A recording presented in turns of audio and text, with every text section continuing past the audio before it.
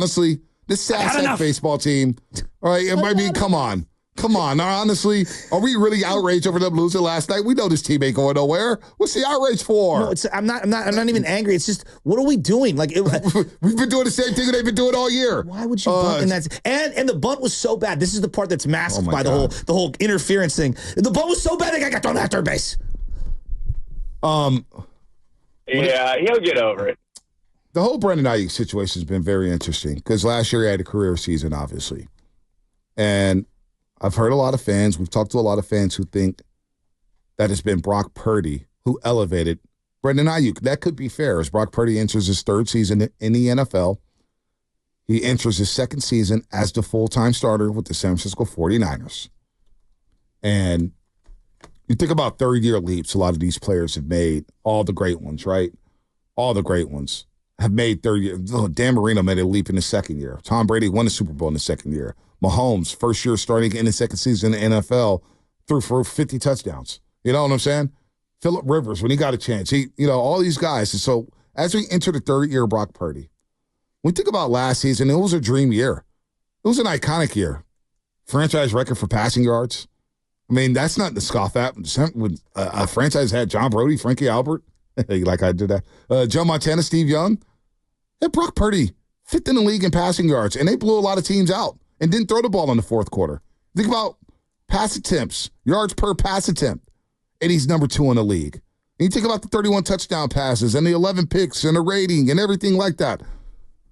What are the expectations for Brock Purdy for Niner fans right now? 888-957-9570. And I'm just going to work off the premise that they don't have Brandon Aiyuk. I'm going to just say Brandon Aiyuk's not on this football team, Niner fans.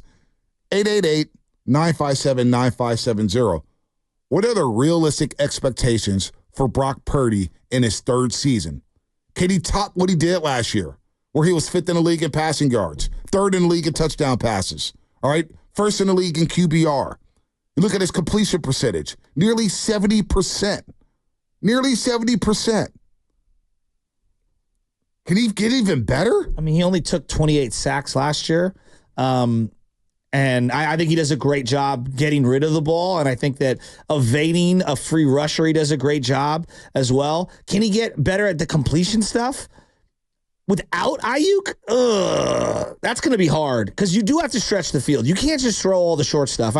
You'll see like in the league now, 65% is the old 55% in terms of completion percentage because there's a lot of smoke screens and short stuff that everybody's completing now. He's excellent on all the short stuff.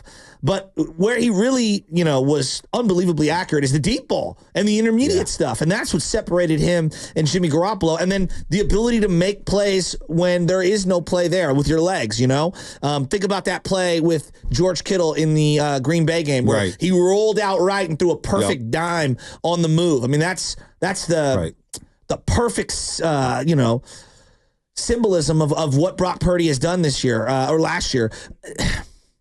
They were one of the top-ranked offenses in almost every single category. Every category. But I think maintaining that would be, if they did it without Brandon Aiyuk, it would have a lot to do with Shanahan and Purdy. We all say one of his number one traits is the processing pre-snap at the line of scrimmage, knowing where to go with the football. Him and Shanahan are in lockstep in the way they think the game, in the passing game or whatnot. And now as you get more experience in the league, the game slows down for you. It's a fact. Everybody says it, right? Well, it slows down for you with more reps, more experience, more playing time. The game slows down for you. You start to see all the defenses. You start to see all the exotic blitzes, and you get better. And you start to age. At least the great ones do. And I feel like Purdy right now is pretty damn good. And so when I look at his third year, look, this is the first time in a long time we haven't had a quarterback controversy. There's been no question who the quarterback here is or who the quarterback is in San Francisco. And really, that was put to bed in week 1 against Pittsburgh. Yeah. It was like, he's our guy. Well, it was the health. He's our guy. Yeah. And he had MVP numbers. He played like an MVP. What can he do to get better? Because there's, even without Aiyuk, like how does he elevate? And that's the exciting part. If they do trade Brandon Aiyuk, I don't think the season's lost. I think the Niners are still a damn good football team. And I would actually be excited to see wow, can Brock Purdy elevate the likes of Jawan Jennings? Can he elevate the likes of Chris Conley? Can he elevate the likes of Ricky Pearsall if he gets on the football field? How does he make Debo better? How does he make George Kittle better? George Kittle had one of his best seasons last year, and nobody even talked about it. He went over 1,000 yards with no problem. Then we also forget when Brock Purdy first came into the lineup against the Miami Dolphins, Debo got hurt in that Tampa Bay game. I think people forget that. He got hurt in the Tampa Bay game. And that offense, they had a short week in Seattle. That was a slugfest in the NFC West. But I think they threw up 37 on the Commanders. They beat the Raiders in overtime. And Brock and Kittle and Aiyuk were making sweet music together. So even without Debo that year, now the equalizer obviously was Trent Williams being at left tackle. You need Big Trent at left tackle. But I want to ask Niner fans, 888-957-9570. What are your expectations for Brock Purdy this third season? Because we've been so into the weeds on Brandon Aiyuk. Let's talk about the guys who are on the football field. And Brock Purdy's on the field, Shasky. David Fremont, what's happening? You're on the roast. Dave, what's happening? Good morning, fellas. How y'all doing today? Oh, man, you were close. We're good. Yeah, I feel it too. I just wanted to make one quick point. I'm all in on the Brock Purdy. All the stuff that you guys were saying earlier. One thing that I forgot, or one thing that I wanted to mention is for one of the things that we talk about him not being able to throw the ball downfield. He actually had a 99.9 passer rating on targets of 20-plus yards more down the field. He was number one in the league. So I'm just looking at him. It's can only go up from here. You know what I'm saying? And, yeah, like you guys said, this is the first year in a while that we're not going in with the QB controversy. So. Dave, real quick, do you think he could replicate the success he had last season without a Brandon Aiyuk? Oh, man. Well, the 49ers sure seem to think so, because if they didn't, then they would already be bringing Brandon Aiyuk in. It'll be tough. But, he's got the smarts. He's got the know-how. I don't see him having any problems spreading the ball around. Will the offense take a step back? Probably. But that's why we have Shanahan, right? That's his whole thing is, the offensive schemes and everything like that. So I guess we have to just trust that. And as much I want Brandon, I wish Brandon was staying. Like I love Brandon Aiyuk.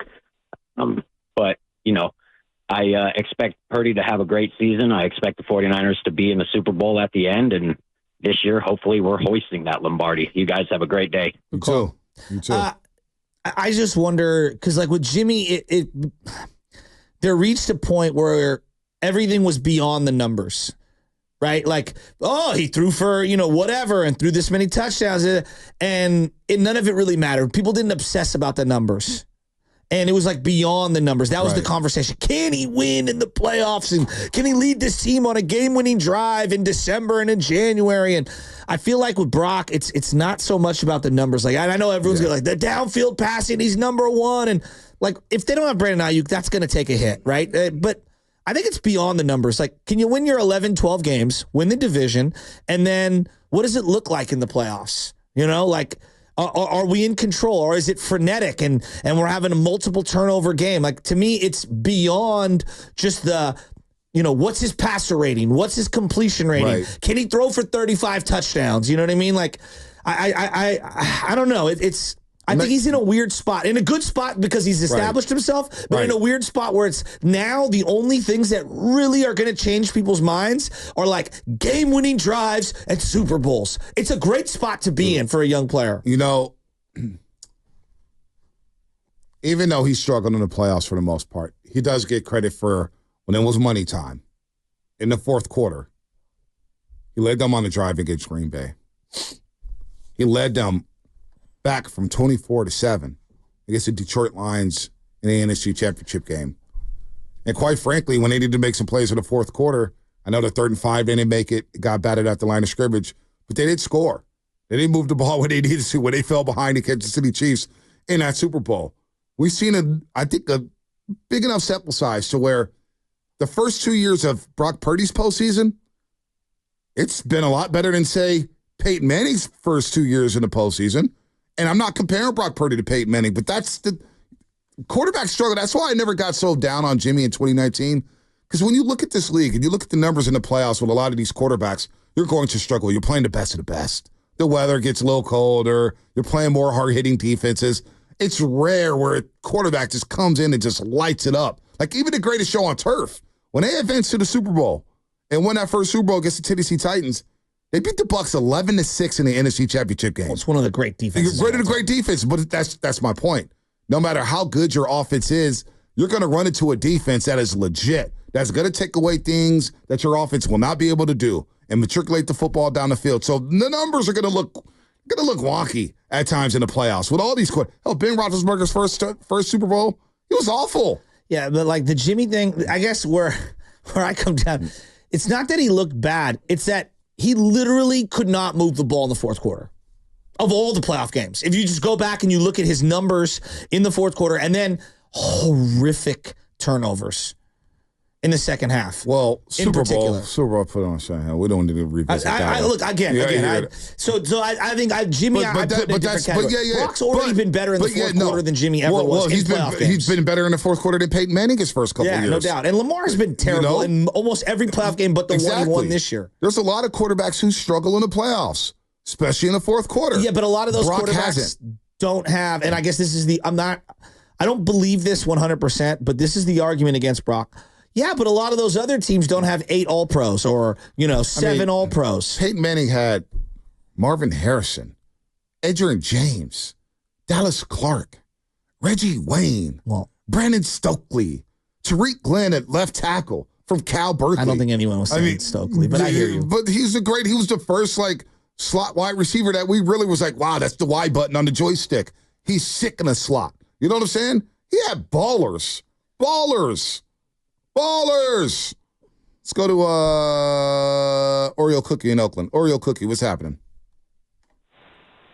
Hey, what's going on, fellas? Good morning. What's happening? What I do expect from Purdy is consistency. He didn't have too many no throws last year, but I think he'll have even less this year. His decision-making is top-notch. He's going to spread the ball around regardless of who the wide receivers are, and now it's up to the wide receivers who are out there to catch it. Now, before I do leave, I do want to give a special shout-out to my son, Aiden, first day of high school, class 28. He's going to Westmont. He's a Warriors. Oh. Warriors for life, baby. Let's go, Westmont.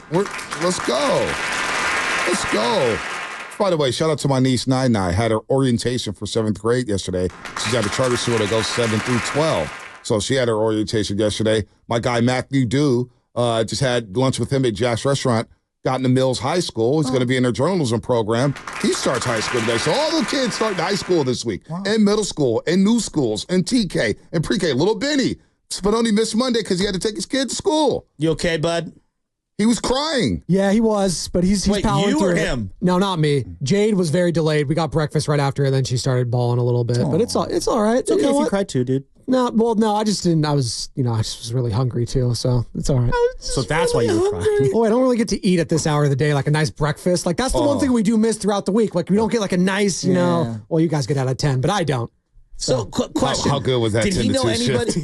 This was TK or pre-K or what? TK. So it's like a relatively new thing. It's like a California specific. So it's like that tweener age where you're done with preschool, but you're not quite old enough for kindergarten. So they call it transitional kindergarten. But it gets their foot in the door for elementary school, basically. And they have all like this. He can count to 20. Did he know anybody in the class? He knew one girl named June. Yeah, that lives near us, which is nice. Oh, that's good. That's good. Because, that could be very intimidating. And he vied with the teacher the first day, which was very important. That's awesome. So that's perfect. Yeah. Was he holding your hand and clinging to you or your wife? Both. We both held his hand. And he liked that. Yeah. Little Benny. Yeah, he's doing a good job, though. I'm very proud of him.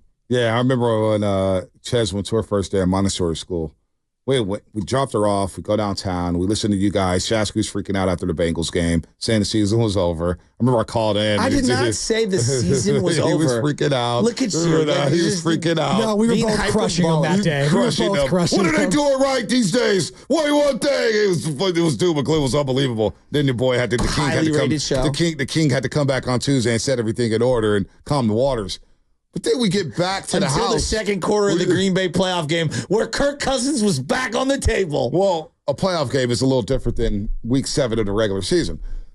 Then Anna didn't cry until like an hour before before you know she's going to be in college. It's like, dude, wait a minute. Like, whoa. She hit you with that? Wait, calm down. Whoa. We're talking college? I was like, no, this is free school right now. I'm not paying for college yet. Let's get through her first date when she's like 14 years old. Then let's start freaking out here. Gosh. Bonte answers the door to that first date. What up, OG? Oh, dude. What's up, Chief? Hey. What's up, Chief? Close the door in the kid's face. Hey, she's gonna have problems. Boys coming over, boy come over our house. He gonna be checked quick, shook down, checking pockets. Gotta kiss the ring of the king. Bonte's gonna. I want you to bring your 401k receipts. I would like you to bring your W-2s. I'm checking Ancestry.com. condoms. I'm checking for condoms. I'm checking for condoms. I'm checking for everything. Everything, Bonte's homie. Gonna hit up all his police friends for a profile. Ain't nothing going down in this house, homie. Please put your fingerprints here. Let me introduce you to Chris Mullen. Ever heard of him? Yeah, here he is. He's a shooter. He's a shooter. He's a knockdown shooter. He's a knockdown shooter. He's a shooter. Willa Marin. Hey, Will.